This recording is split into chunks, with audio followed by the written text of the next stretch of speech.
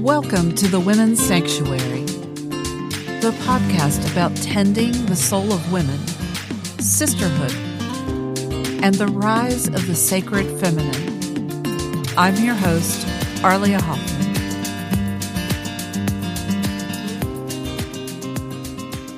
Hi there, and welcome back to the Women's Sanctuary. I'm Arlia Hoffman, and there's a cat talking to me in the background, so you may hear that. I'm so happy to be back behind the microphone. Life lately has been brutal, as Glennon Doyle calls it. It's been so brutal and so beautiful at the same time as we said goodbye to our puppy, Rumi. And I was halfway through recording an episode on grief, and I just couldn't do it. So I'm not ready yet. So whenever I feel a little stronger, I will finish that episode and get it up, maybe in the next week or so. But that's coming. There is an episode coming on grief when I feel solid enough to do that. But I wanted to share with you today a practice that I've adopted in the last few weeks. I was finding that I was not coming to a daily spiritual practice for myself. And so I would end up, going through the day productive, but not grounded, not centered, not really in touch with myself. And I've done a lot of different things. I've done prayer, meditation, yoga, contemplation, staring at the trees, which is my default meditation because I so connect with trees that just sitting and staring at them will ground and center me. And lately I was feeling the call to something more powerful, something different.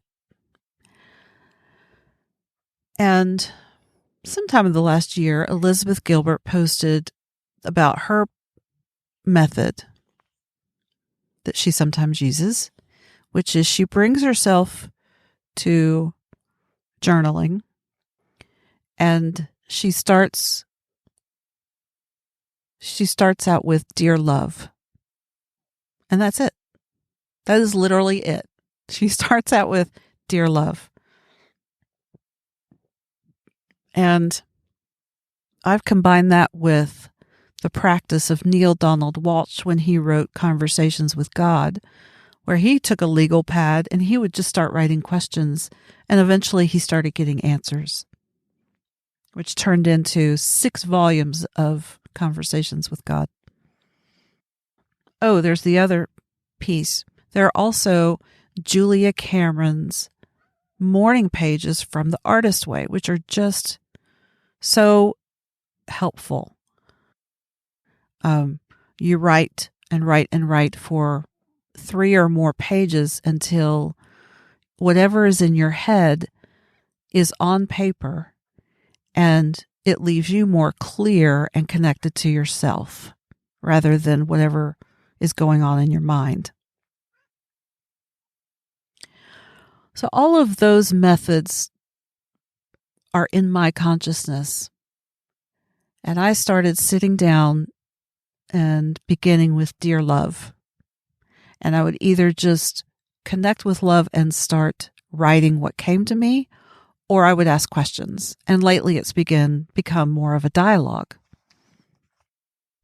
I'm not a big fan of writing longhand, but I've tried it on computer, and longhand is easier. It's easier to connect with my spirit and whatever is coming through me. So I wanted to share just a couple of excerpts of things that have come through in my writing. "Dear love, what would you say to me? You are love. You are loved, and nothing ever changes that. There is nowhere you can go to escape love. It is universal law. Be held. Be safe. Be of good cheer. All is well. all will be well. Even in heartache is great love. Grief is such deep heartache that it breaks open your world, your perception, your perspective, and you never see the world the same again. Who are you now? Who do you say that you are? For your word is power. Your word speaks worlds into being. What does your heart long for? Where does your soul lead? Speak it, own it, be it, and it will become. It is coming. It already is, and is coming towards you as you align to it, as you call it forth. Sally forth, sway forth, dance forth, slay forth, love forth. It's the only way forward. Only love will get you there. Dear love, I'm scared.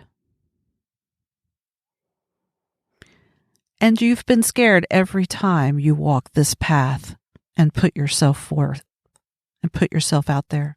It is in your humanity, and you are so much larger than that. It is indeed false evidence appearing real. Face everything and rise. Rise forward. Rise. Raise your desire. Raise your craving. It is holy and will carry you forward. I love you forever and a day because it has no end. You are never alone, never forsaken, always safe and at cause. Breathe it in and be inspired. And so it is. I would encourage you today, if you're struggling, if you feel a bit lost or wandering, to maybe give this exercise a try. Journaling may work for you. Letter writing might work for you. Maybe it's writing a letter to love and then waiting for a reply and writing what you hear in reply. It is true that there is nowhere we can go to escape love. It is the fiber of our beings, the fiber of our universe. And so it is for us to open our eyes and see it, to feel it, to hear it, to sense it, and to open our hearts to it. What would love say to you? I hope this is of some help for you. I'll be back soon, and we'll talk about grief and love. Be well. I'll see you next time.